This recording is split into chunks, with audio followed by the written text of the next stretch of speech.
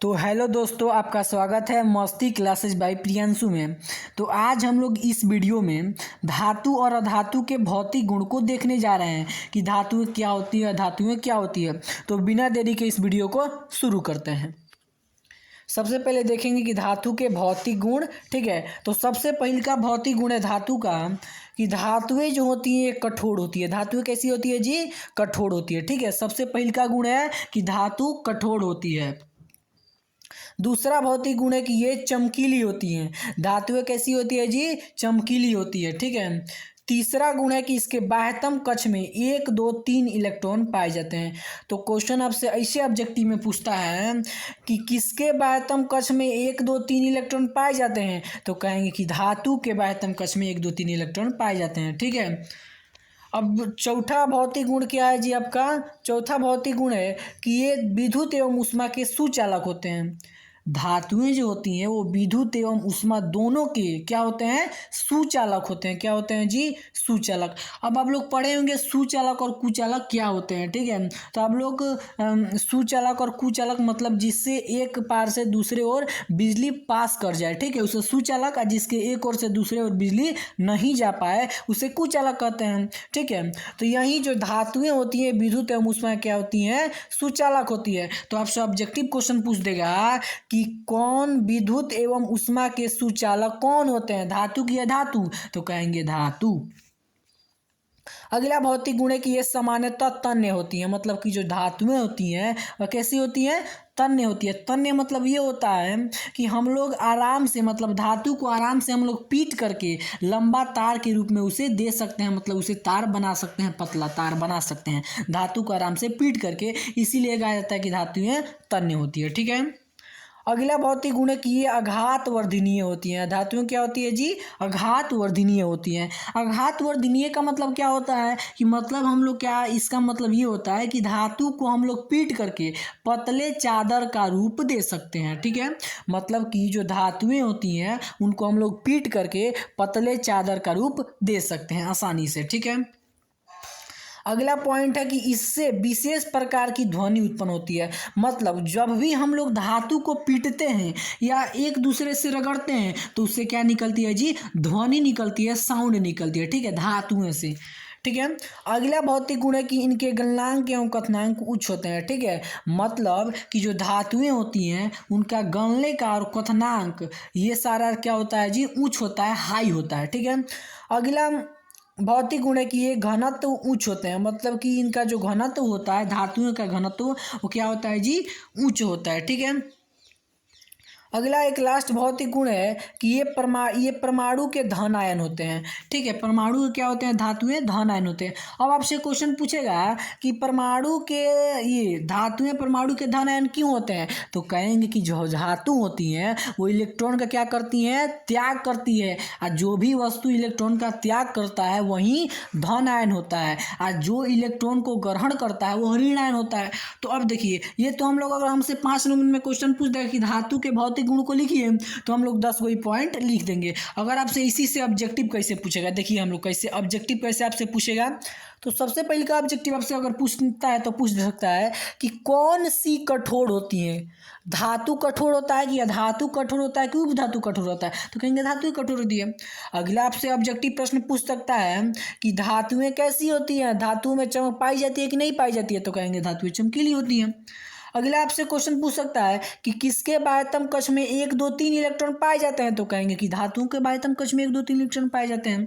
अगला आपसे ऑब्जेक्टिव प्रश्न बन सकता है कि जो धातु होती है वो विद्युत एवं ऊष्मा क्या होती है? सुचालक की कुचालक, तो कहेंगे धातुएं जो होती हैं विद्युत एवं ऊष्मा के सुचालक होती हैं। अगला ऑब्जेक्टिव बन सकता है कि कौन तन्य होते हैं? धातु की अधातु की उपधातु, तो कहेंगे धातुएं तन्य होती हैं। अगला आपसे ऑब्जेक्टिव प्रश्न पूछ सकता है कि कौन आघात वर्धनीय होती है? धातु की अधातु, तो कहेंगे धातुएं आघात वर्धनीय होती है। ठीक है। पूछेगा कि किससे विशेष प्रकार की ध्वनि उत्पन्न होती है? धातु से कि अधातु से, तो कहेंगे धातु से। सिंपल बात है। अगला आपसे क्वेश्चन ऑब्जेक्टिव बन सकता है कि किसका गलनांक एवं कथनांक उच्च होता है, तो कहेंगे धातु का। अच्छा, ये आपसे क्वेश्चन ऐसे पूछ सकता है कि धातु के गलनांक एवं कथनांक क्या होता है, तो कहेंगे निम्न की उच्च, तो कहेंगे उच्च होता है। आपसे ये भी ऑब्जेक्टिव प्रश्न पूछ सकता है कि किस मतलब धातु जो होती है उनका घनत्व तो कितना होता है, तो कहेंगे धातु का घनत्व तो उच्च होता है। ये भी आपसे क्वेश्चन पूछ सकता है कि धातुएं क्या करती हैं, इलेक्ट्रॉन का त्याग करती है कि ग्रहण करती है, तो कहेंगे धातुएं इलेक्ट्रॉन का त्याग करती है, ये हो जाएगा। अगला आपसे प्रश्न पूछ सकता है कि धातुएं पर धातु के परमाणु कैसे होते हैं, धन आयन की ऋण आयन, तो कहेंगे धन आयन। ठीक है, तो इससे आपका ऐसे ऑब्जेक्टिव प्रश्न भी पूछ सकता है। अच्छा, अब से आपसे पूछ सकता है कि धातु के भौतिक गुण को लिखें। ठीक है, अब हम लोग अगले कंसेप्ट में अधातु के भौतिक गुणों को देखने वाले हैं। ठीक है, तो अधातु जो होती है भंगुर होती है। क्या होती है, भंगुर, मतलब कि इसका कोई भी आकार उकार ये चमक उमक इसमें नहीं पाया जाता। ये कैसी होती है जी, भंगुर होती है। ठीक है, और इसमें भी कोई रंग नहीं होता है, ये मटमैला होता है। क्या होता है जी, मटमैली होती है। कौन, अधातुएं मटमैली होती है। और इसके बाह्यतम कक्षा में 5, 6, 7 इलेक्ट्रॉन पाए जाते हैं। मतलब कि जो अधातु होती हैं उनका जो बाह्यतम कक्ष होता है उसमें 5, 6, 7 इलेक्ट्रॉन पाए जाते हैं। और ये जो अधातु होती है विद्युत एवं ऊष्मा क्या होते हैं जी, कुचालक होते हैं। ये अधातु विद्युत एवं ऊष्मा के कुचालक होते हैं। ठीक है, अगला है कि इन्हें पीटने पर कोई भी ध्वनि उत्पन्न नहीं होती है। मतलब क्या होता था कि धातु को जब भी हम लोग पीटते थे तो इससे ध्वनि या रगड़ते थे तो ध्वनि उत्पन्न होता था, लेकिन धातु को पीटने या रगड़ने से ध्वनि उत्पन्न नहीं होता है। अगला है कि इसका गलनांक एवं कथनांक क्या होता है, निम्न होता है। बहुत ही कम होता है, निम्न होता है, उच्च नहीं होता। किसका उच्च होता है जी, धातु का उच्च होता है। ठीक है, इसके घनत्व मतलब जो अधातु होती है इनकी घनत्व भी क्या होते हैं, निम्न होते हैं, कम होते हैं।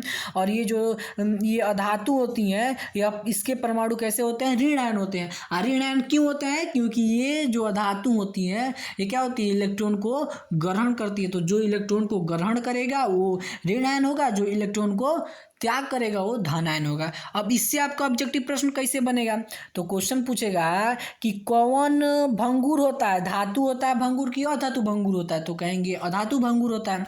अगला ऑब्जेक्टिव बन सकता है कि कौन मटमैले होते हैं सामान्यतः, तो कहेंगे अधातु मटमैले होते हैं। क्वेश्चन पूछ सकता है कि धातु के बाह्यतम कक्षा में कितने इलेक्ट्रॉन पाए जाते हैं, तो कौन कौन से, तो कहेंगे 5, 6, 7 इलेक्ट्रॉन पाए जाते हैं। ठीक है, क्वेश्चन आपसे पूछ सकता है कि अधातु विद्युत एवं ऊष्मा क्या होते हैं, तो कहेंगे अधातु विद्युत एवं ऊष्मा के कुचालक होते हैं।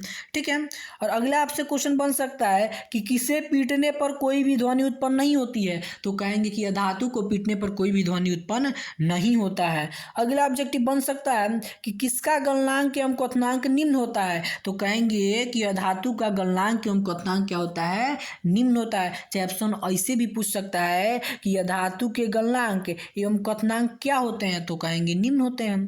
अगर आपसे ऑब्जेक्टिव अगला पूछ सकता है कि धातु के घनत्व क्या होते हैं, तो कहेंगे धातु के घनत्व निम्न होते हैं। ठीक है, अच्छा आपसे ऐसे पूछ सकता है कि किसका घनत्व निम्न होता है, तो कहेंगे धातु का घनत्व निम्न होता है।